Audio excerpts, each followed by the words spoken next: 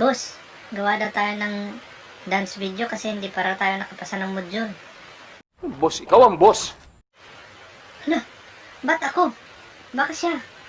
Ako? Paano ako? Ikaw? Oh, di ba kayo nga yung nanguna nung nakawin natin yung test paper kina ma'am? Ako lang? Bakit si Chad din naman ah? Pati ako nasali dyan.